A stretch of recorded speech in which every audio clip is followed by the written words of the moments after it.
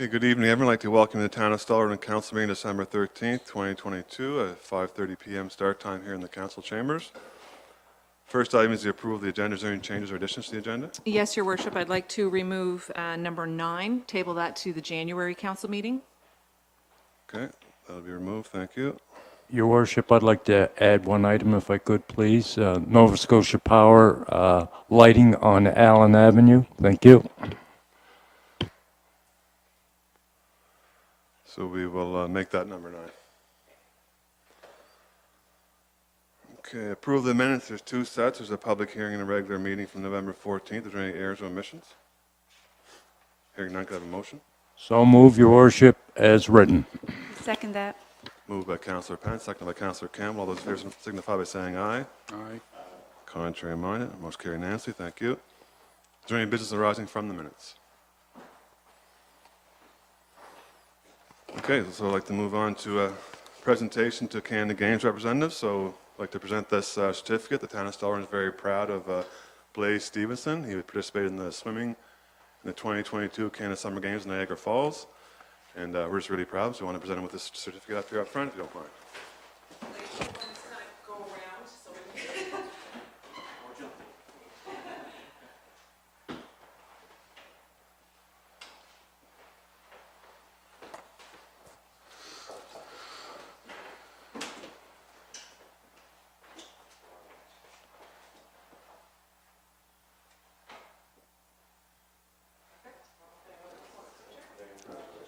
Great job, Blaze. There's a little silver swag It's nowhere here? No, it's not. Okay, can I? Thought this would be for 2 people, but not so much.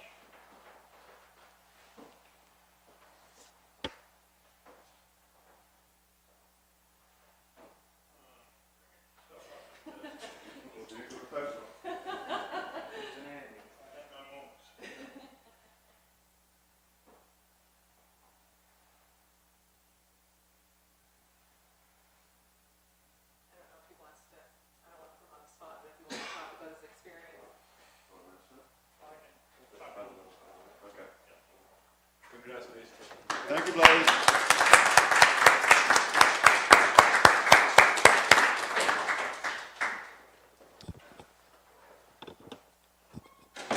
And we'll also make mention that Noah Thompson participated in the Winter Games 2023. Will be participating in the 2023 Canada Winter Games in boxing. So we wish him all the very best of luck. We have a certificate here for him as well, the swag bag. So congratulations to Noah as well.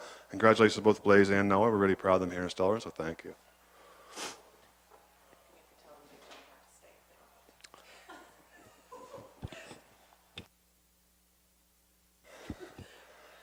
Okay, so you're free to leave if you like to. But you can also. There's no offense if you leave. The roads are great. Yeah, exactly. Thank you.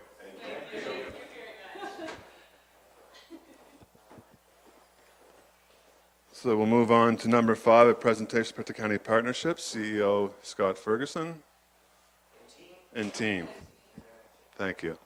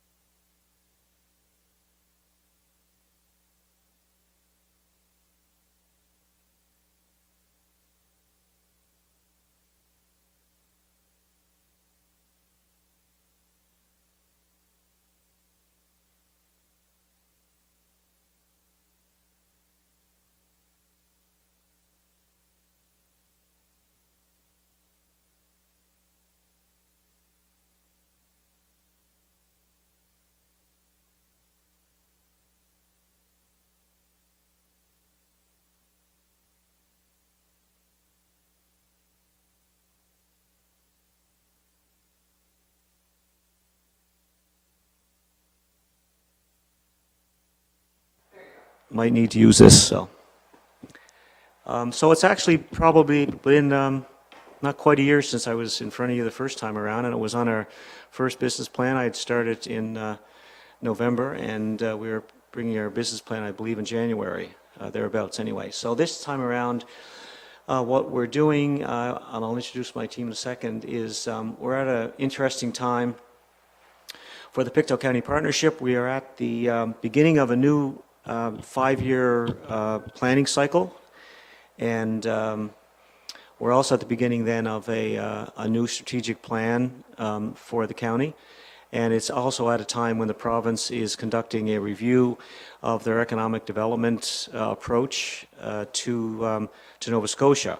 And we've been engaged with them over the last number of months, and we've communicated directly with the minister and directly to Deputy Minister and other staff members on our learnings and our thinking in and around Pictou County. And we're very happy and pleased with the response we've gotten so far, but we wait until they complete their review, which will take probably the next couple of months. It should coincide with our planning cycle as well. So what I wanted to do is today is start off with, well, I'll just introduce a couple of members of my team that are here. Wade Thibault and Heidi Sinclair are with us, and they will participate and present on a number of things today. What I wanted to do is I wanted to start off with 5 key principles. These are things that I've learned over the last year, but I think also anchor our strategic plan from a go forward. And the research that we're doing now that Heidi will speak to will be the guts of our plan, but these key principles I think are going to anchor this year's plan as well. And the first one is the fact that we are in the people business. And Becky Cowan and Lynn Jameson, who both work with us on the workforce file and have done some incredible programming and advances, can be with us this evening, but Heidi will speak to our strategic plan and some of our research that we've conducted, and Wade will speak to a very heavy outreach to the community business activity especially over the last 6 months. When I was in front of you last time, I actually got quite a few questions and comments on, the fact that we were focusing on workforce and labor, and thank goodness we have, because it's really emerged as one of the top issues for business in the community. My goal was to maintain that focus while at the same time bring the business development, as I call it, up to the same level, and that's what we've done since Wade has joined our team. But it's a people business from start to finish, because we're working with members of your teams and with CAOs and with mayors and with councillors. But we also work very closely with members of the Provincial Department of Economic Development and several other departments, as well as federal agencies and groups and programs. So our success depends on the people that we have on our team and our ability to communicate with the various partners and stakeholders that we work with. So it's very, very people-centric. The second principle and thing that I've learned is that the communities are absolutely key. So even though we might talk about the province of Nova Scotia, we might talk about the Northern Economic Zone, and we'll talk about Pictou County, the economics and the success really starts with how we connect directly with communities that we serve. We understand that our funding comes from community members of those communities. We understand that the businesses that are located in those communities are the folks that we're trying to engage and support and connect with. So it all comes back to community. So we never want to lose sight of that. Even though we talk about Pictou County from a branding and a funding perspective, our work and our activity is on the street, and it's at grassroots level with businesses.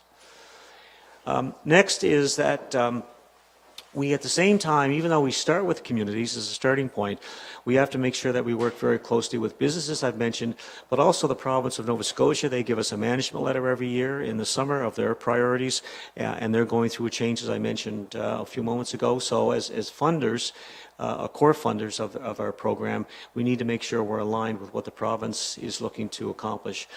And also, of course, the federal government has a very significant number of programs that are in the marketplace.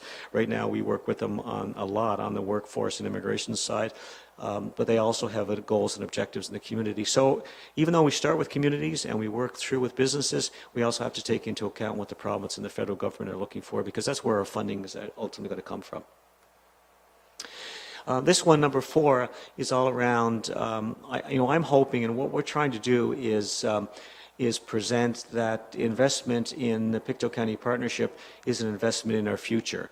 We receive $166,000 for each of the last 5 years. And what we've done is we've parlayed that into a bigger number. The province has doubled that. They've contributed 166, so they've matched it. And then we've gone out and attracted another $271,000 in project funding through the federal government and through the province. Now, a lot of that is on workforce, and it's very prescriptive on how that's spent. But as a result, we've turned that 166 into a 263% return. So essentially, in my view, I think we're spending 27 cent dollars for the 166 that you've contributed. So it's important, I think, to note that every dollar you put in turns into a bigger amount and a bigger investment in the community. And the last is, this is a bit of a interesting chart. Really what it speaks to is that we've developed a very extensive, what I call top-down economic development system in Nova Scotia and in Atlantic Canada. I say it's good people trying to do good things, but there's a tremendous number of groups and organizations that are funded, that have mandates, and are trying to connect with the community. And as I say, they're all doing very individual things, and they're trying to connect with the community in a very meaningful way. Our observation is many of them don't succeed as much as they could with that last mile gap. And that's happening with what we're hearing from business right now. And that last mile gap is how they're connecting with business. So when we talk to business now coming out of COVID, what they're telling us is that they don't have the time, energy, and resources necessarily to understand and navigate through whatever programs may or may not be available for them. In some cases, they're striving because of workforce shortages to keep the doors open. They're trying to maintain an online presence. They're trying to keep the bricks and mortar shop working, and they don't have time. So really what they need is they need somebody in their corner who's going to help them navigate through the programs, and there's no one actually doing that.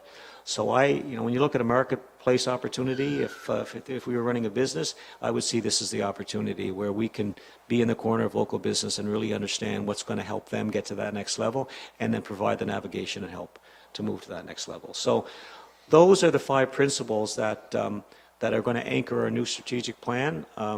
They won't change, even though we'll have a lot of facts and figures and data that we'll speak to in a few moments. And I'll hand over to Wade, but before I do, I just want to ask if there's any questions on any of those 5 points? Okay. I'll turn it over to Wade. So Wade's been with us since the summer, and the mandate that Wade has is to get out there and to connect with business, and I've been speaking a little bit about why the importance of that, and he's done a bang-up job over the last maybe 6 months or thereabouts. 4.5. Seems like 6 months. Anyway, I'll turn it over to Wade, and then following Wade, Heidi will give you an overview of what we're doing on the communications and strategy front and workforce. Actually, before I get started, is that Noah there? Do you want to just present that to him? I know I'm a father of a young person, and I would want to get on the road. So if you want.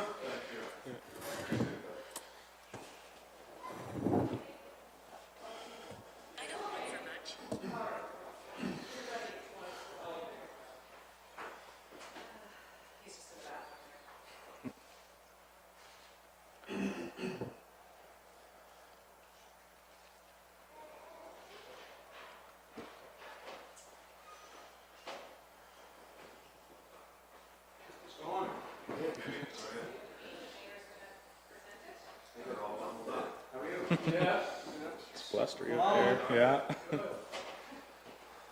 So I'd like to take this opportunity to present Noah Thompson with her certificate from the Town of Stellarton. I'm really proud of him here at the Town of Stellarton. He's going to the 2023 Canada Winter Games to do so for boxing.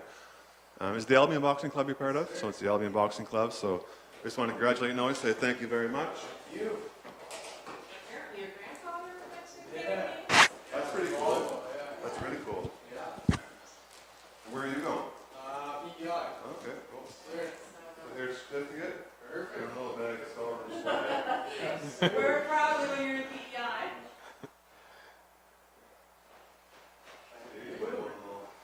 Show my hat.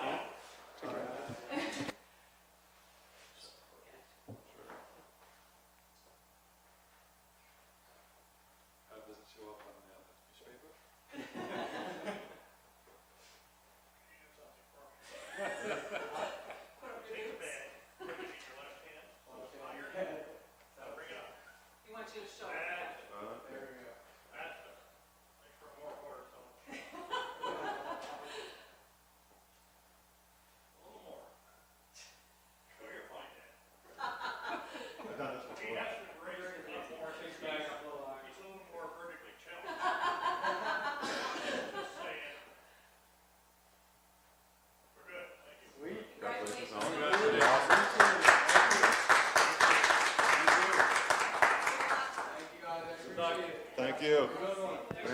much. See you later. Okay, so thank you for that. Thank you, Wade. No, no problem. Appreciate that. And now we'll come straight on you. Yeah, so as Scott kind of mentioned, I joined the team back in the end of July, and so since joining, I've really been focusing on the business outreach and engagement side of things, and I'll kind of talk about what I've been focusing on since joining the team. So since the summer, we've connected with a little over 125 businesses across the county. We've also, and that's been done in a bunch of different ways, including what we like to call main streeting, so boots on the ground, walking down Main Street, walking into the business parks, dropping into businesses and asking how things are going, seeing what their pain points are, where they kind of see opportunity, and where we may be able to support them.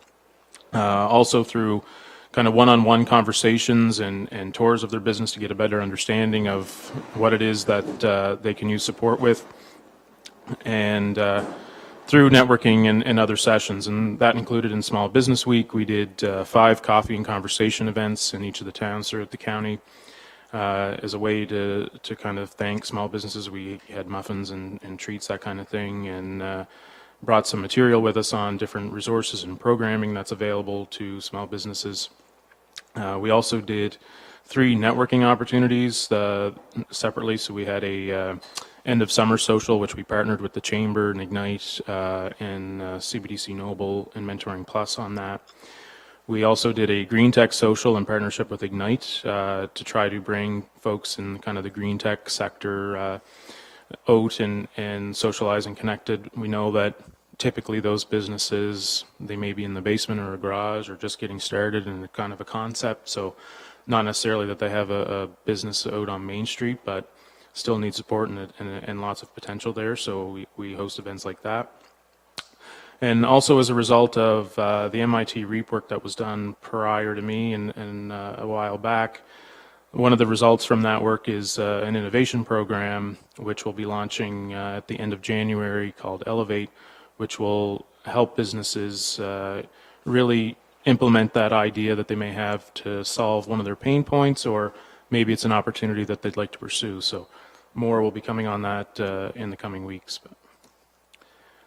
Some of the key messages that we're hearing from businesses across the county, I would say number one being business burnout amongst small businesses. That's due to a lack of labor and help. So people are pulling in their spouses and their children and trying to get through day to day. They're working 12, 14 hours a day, and just instead of working on their business, they're in it trying to keep the doors open. And so there's a real sense of burnout across the board.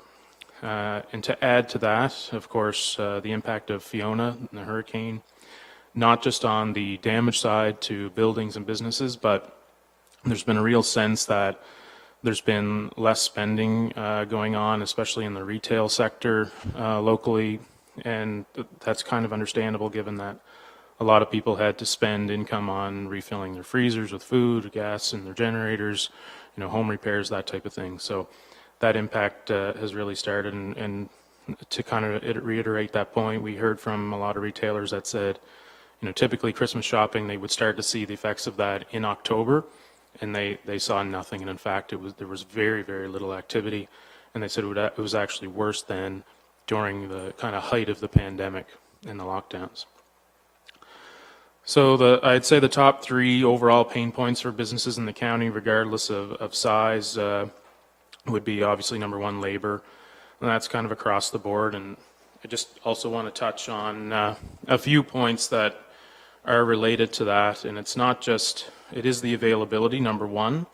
Some of that is the skills and training of the labor, and then even if we can find a skilled person and attract them to the county, there's also the challenge of finding adequate housing and transportation from where they're able to find that housing and to their place of work. So it's more than just labor. Also, kind of one of the other next main pain points would be back to the business burnout, and a result of that is that the time to navigate existing resources to try to find support or try to find capital to kind of take their business to the next level, they don't have. And so that's kind of where we're able to support a lot of businesses in navigating that web of resources that Scott also mentioned a while back on the top-down approach. And then third, the access to the capital for growth and the ability to scale. And in regards to capital, it's not just money, but also human capital. So in Stellarton specifically, connected with over 25 businesses in the town. Some of the support that we've provided to those businesses include on the program and the resource navigation piece that I just mentioned. Some of the examples of that would be the digital adoption program that the federal government had launched with CBDC to help businesses on their e-commerce strategy and social media advertising, that type of thing. Connections to NSBI, now Invest Nova Scotia, on exporting assistance. And also during Small Business Week, we had an advertising program with Advocate, actually, that we were able to support small businesses in getting some reduced rates on that. So succession planning, we've done work with a couple of businesses in town on getting them buyer ready and also some buyer-seller connection and kind of coordinating those conversations.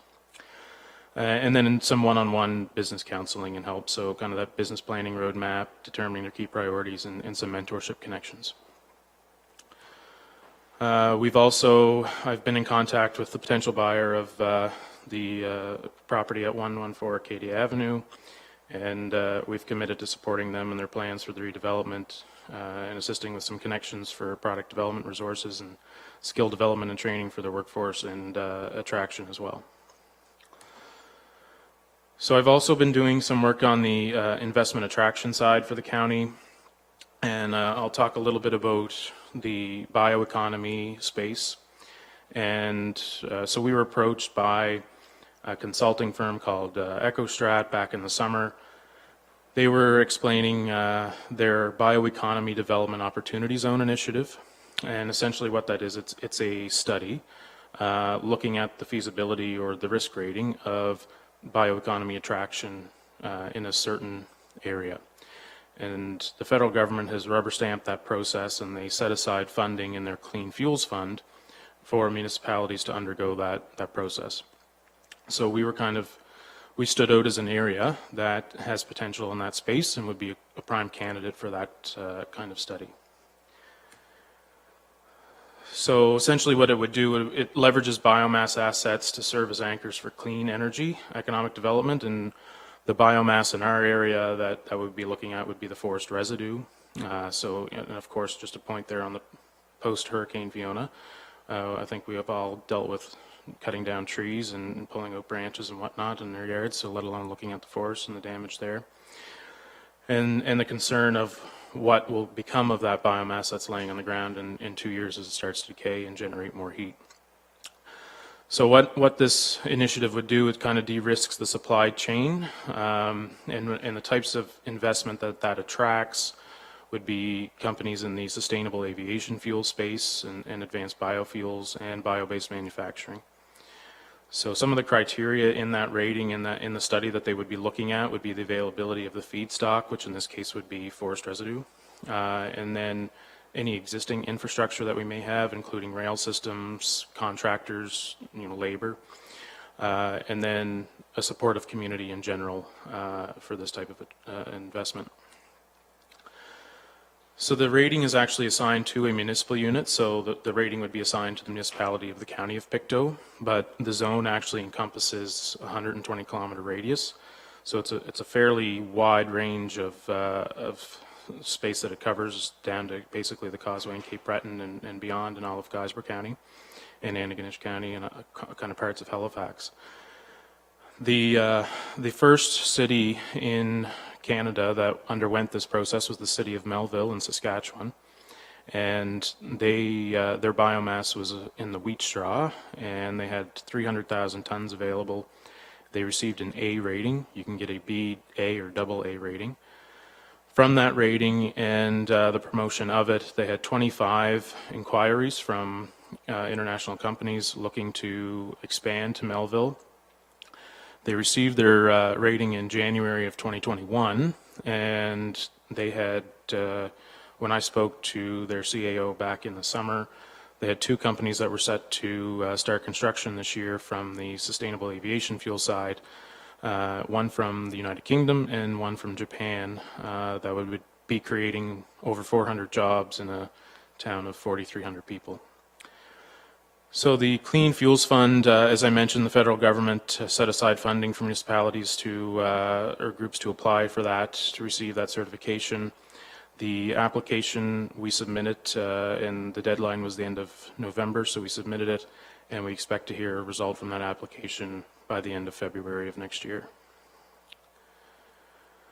And we know it's a space that we're kind of on the map already, so it would be good to do a study to see if we do have any gaps or what our potential in that space could be. I spent the day yesterday with a company that's looking at starting a small bio-based manufacturing plant in doing biochar, and the plant would employ about 15 to 20 people. They would start off with one, and they'd be looking at 3 to 4 more plants at that size throughout the county. So those conversations have been very positive. Another piece, we were approached by members in the aquaculture space and the Association for Nova Scotia, and in conversations with the provincial department on what's called an ADA, or an aquaculture development area. And this is, I want to stress that it's not finfish, it's actually shellfish and marine plants that would be focused in an ADA. But for comparison, Prince Edward Island has over a $50 million shellfish aquaculture industry compared to our $4 million industry. And of course, Pictou County shares a lot of the same qualities when you look at sharing the waters with PEI. And so the potential is there, and we're kind of seen as a prime area for that type of investment. The ADA is essentially a business park on the water, and the only other example at this point, the first ADA in the country, would be in the municipality of Argyll, and they're just finishing up their process, and they have a bit of a video to explain that. I'm going to try to play it. It has only worked once in all of these presentations, so I'll try it, but...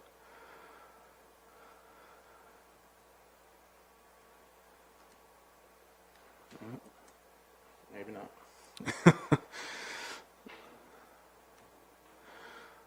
So I'll just jump to this slide. So basically what that video would kind of outline is that the process for oyster farms or marine plant farms to get a lease from the provincial department to do that work is a very lengthy process. It typically takes about 3 years to secure that. And so what an ADA does is that it takes basically a few different areas, and this is an example of Argyll. Just like a business park, and would have lots, they would have lots for lease in an ADA. And a lot of the preliminary work is already done for each of those lots that would be available for potential development.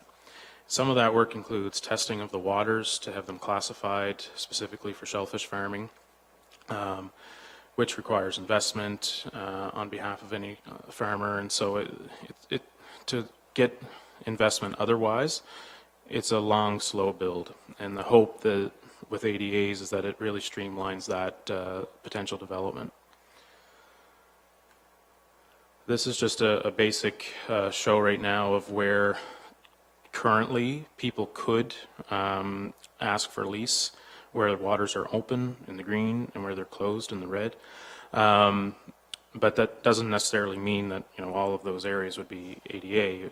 In fact, it would probably only be a small portion of one of those green areas. But in fact, there's oyster farms operating in some of them now.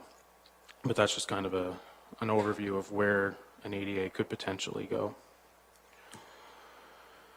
I'll now turn it over to Heidi, who will talk about some of Becky and Lynn's work in workforce.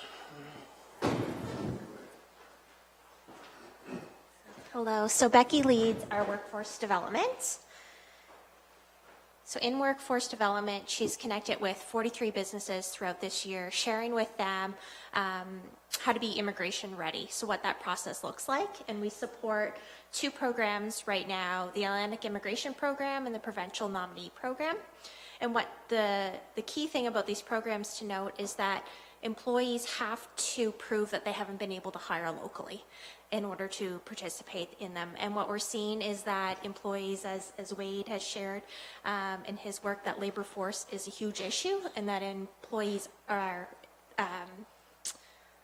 looking at immigration as a solution to help serve that.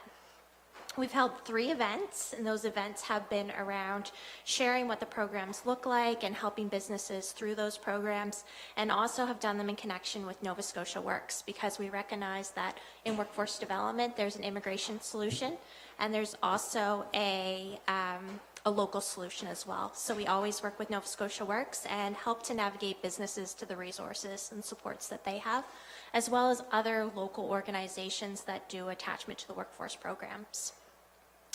You've probably heard us speak about the Labor Mobility Project before, in which we were the first to have a pilot in which we looked at having refugees come through economic development streams for employment opportunities here locally.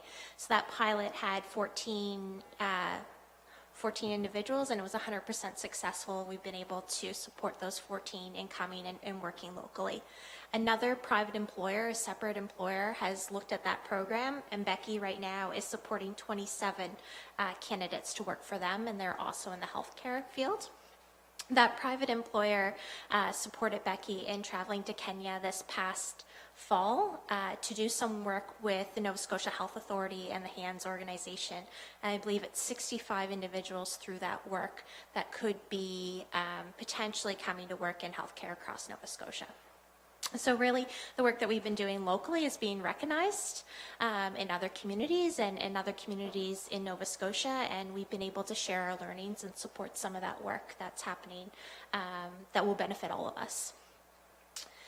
We know that recruitment is only part of it. Retention is a huge piece, and so we have worked with YReach and the local LIP program in connecting with newcomers, and in the spring we held a social in which 100 individuals came out to, and they indicated at that time that that was really missed, and the pandemic didn't allow for those connections to take place. And also, we have had a lot of newcomers come throughout the pandemic that haven't been able to have those community connections. So building that is important. Just recently, the province of Nova Scotia approached us, and Becky was able to take part in Team Nova Scotia in going to both Paris and Rabat, so France and Morocco, on a recruitment mission. It was for economic development organizations as who was invited to this recruitment fair in these two locations. Because of the great relationships that we had built with businesses, we were able to come really prepared, and probably more prepared than some other economic development organizations. And we put a call out. We had 32 job postings that we could advertise in person there through 11 local employers. And that was everything from healthcare, pharmacists, physicians, to machinists, graphic designers, print, and kind of everything in between is what those roles looked like. We had 165 attendees that Becky spoke to one-on-one, so she was really busy in the short time that she was there, sharing about what life looks like in Pictou County if you were to come and be part of our community. There was a virtual part of this in-person recruitment fair in which we had 7,000 applications come through. So we know that we're not going to have 7,000 new people to our community, but we will have some new people to our community, and that we've started this kind of funnel of individuals that are looking at our region as a possibility. And we've taken a really hands-on approach with employers. So these are individuals that are francophone or bilingual, so we are looking at those who are bilingual. And with local employers who have had applications, our team, through Lynn, has translated all those applications. She's put them on a thumb drive, delivered them to the employer, and they're coming up with solutions about how to work through this. Because we know if we just hand them over to the employer, it will be very overwhelming, and we want to see some success through it. So really hands-on approach. One employer in partnership with us is going to do a webinar for all those that applied to talk about that specific role and what you need to do to immigrate and be credentialed for that specific position. When we were in Paris and Rabat, we were able to take a virtual reality. So we created this video this summer through funds with IRCC, and we're able to take a headset with us there. So when you put on the headset and view this video, it's as if you're in person there. So Agnes is our actor. She's a newcomer to our community and also our actor for this. And she takes you through different places in the community in which we've showcased one location from each area about what it's like to come. And that tool initially was to be used by newcomers to feel more comfortable with what the space looked like before maybe going out and exploring, or to share different places that they may not have heard about yet to go explore. But when we took it with us, or when Becky took it with her to Paris and Rabat, what it did was gave individuals a real experience about what it looked like to physically be here. And if you don't have a virtual reality headset, you can still watch the video, and it goes 360, so you can still get an idea of what the space looks like. So that is some of our workforce development. I'm going to move into our strategic plan. So we're in the process of developing our new strategic plan. And what that's looked like so far is we went to the mayors, warden chief, COs, the LOC partners, and some key partner organizations for input back in September through a survey, because we know that our stakeholders are essential to our organization, and we wanted to make sure that we had heard their voices in our strategic planning process. We then went to our business community, and we've had over 100 businesses respond to a survey about which direction the partnership should go in. And then we were able to do 12 interviews with key business leaders, and that part is just wrapping up at this point. I have some results. These are early results, so we'll have more finalized numbers once we go through the data a little bit closer. But what we're seeing right now is that the primary challenge is labor shortages. So that speaks to what Wade is hearing on the ground, what Becky is hearing on the phone every day and in her conversations. So it really does speak to that through the survey. Only 33% of employers have the employees need to grow their business. So there's a huge gap there. It was recognized through the survey that our future competitive advantage is digital readiness, but only 53% say they have the employees that have the digital readiness skills needed to do that. So although it's recognized as our future and our competitive advantage, it's also recognized that we have to do a lot of work in that area yet. And that the benefit of the partnership is navigation. So it's the support to figure out all those organizations in that top triangle that are doing really good work, but it's that navigation through that web and figuring out what fits best for that specific business. 72% of entrepreneurs want to grow, but need support in finding capital and people. Some of the risks that have come out so far through the survey is access to capital. So 50% say that they need capital to grow their business. Succession planning, only 46 said that they were prepared for succession planning. And we see this as a big risk because we know our population is aging.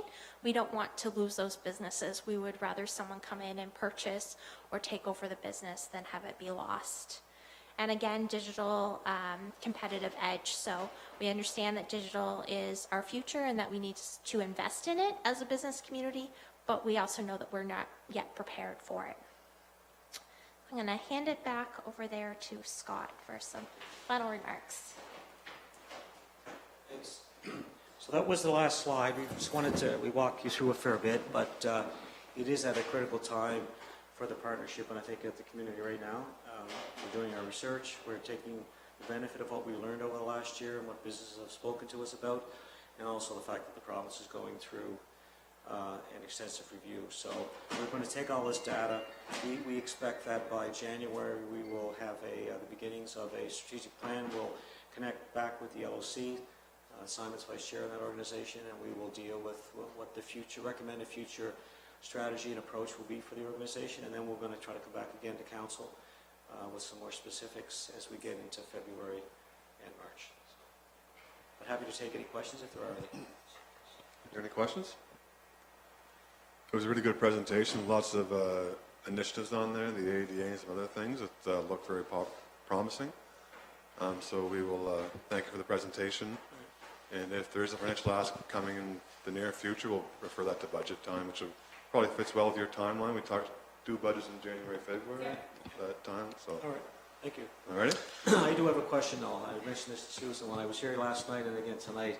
We're sitting in the building and the wind is outside, and I hear that clock ticking, and I'm wondering, has anyone been here at midnight when that's gone off 12 beats? I'm thinking of Christmas Carol. The neighbor across the street. Just the neighbor across the street.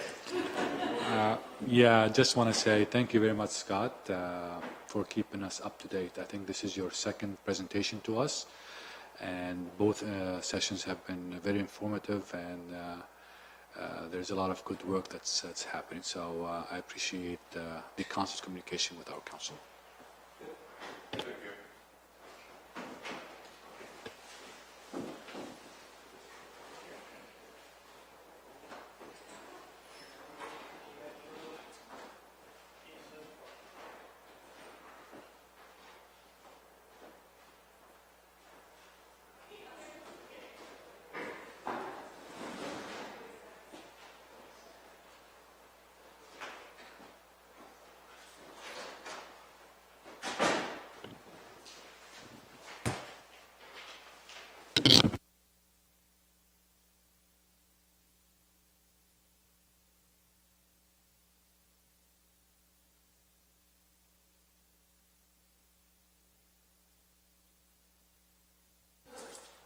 Okay, so we'll move on to item 6, reports from staff. 6A is Chief Mark Hobeck, Stellarton Police Service. Any questions on the report?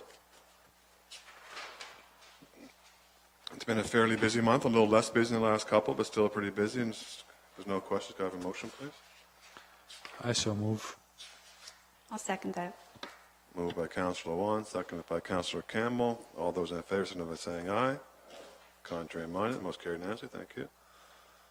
6B is Fire Chief Mike O'Sullivan's report. It's included with the package for November, submitted by Mark Fortune, the Secretary. Any questions or concerns about that? I'd like to mention that we are having our town Christmas party there on December 17th. This Saturday, I guess it is. So we look forward to that. Any questions or comments? I move Mark's report, Your Worship. I'll second that. Moved by Councillor Pence, seconded by Councillor Campbell. All those in favour, signify by saying aye. Contrary minded, most carried unanimously. 6C is Paige Clark, Marketing Communications. The holiday tree lighting is mentioned there. That happened Friday, December 2nd. Is there any other? The Stellarton swag, we give some of that out tonight to the two Canada Games participants, so we're glad we had that for them. Any other questions or comments in the report? No, I move the report. I'll second that. Moved by Councillor Lewan, seconded by Councillor Campbell. All those in favour signify by saying aye. Contrary minded, most carried unanimously. Thank you. 6D is Blaine Murray, the engineer's report. There's the engineering and public works, there's also the water report. I'll note that most of the capital work has been, well, except for the residential water meters, most of the other stuff has been mostly completed, which is good because we're getting the season now where we can't do any more capital work outside. The curbs on Call Avenue are up there, I've seen them, so we got some, looks like we had a pretty good year for capital work. I don't know if there's any questions or comments in the report. I'll move the report as written, Your Worship. I'll second that. Moved by Councillor Pence, seconded by Councillor Lawand. All those in favor, signify by saying aye. Contrary minded, motion carried unanimously. Thank you. 6E is Noah Delory, Active Community Living Coordinator. Any questions or comments on Noah's report? Hearing none, can I have a motion, please? So move. I'll second that. Moved by Councillor Pence, seconded by Councillor Campbell. All those in favor signify by saying aye. Contrary minded, motion carried unanimously. Thank you.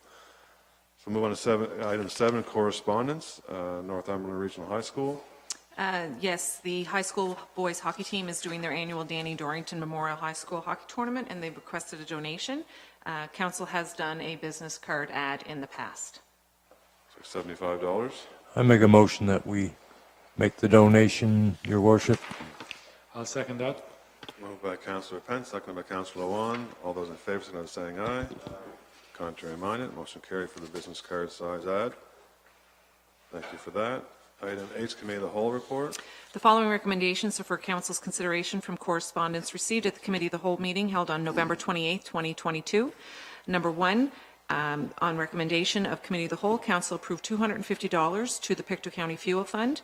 Recommendation number 2, Committee of the Whole, council approved the removal of trees as per the town property tree damage report as presented by the town engineer. I make a motion that we approve those motions. I second. Moved by Councillor Pence, seconded by Councillor Lawand. All those in favor signify by saying aye. Aye. Contrary minded, motion carried unanimously. Thank you. And just a little bit of detail on recommendation number 2. There's several areas around town where we have to go in. There's small wooded areas, and we have to go in and clean them up from Fiona. We're anticipating, We don't we don't know the exact dollar amount yet, but we have tenders out to get that. we so, have tenders out, and we're hoping to recoup the costs from the federal government as well. So. Yes. Just to elaborate, I guess, as well, Mr. Mayor, is that this is not going to cover the whole town. These are been identified as per the report that you just mentioned. These are some trees that are uprooted, leaning on fences, leaning on houses.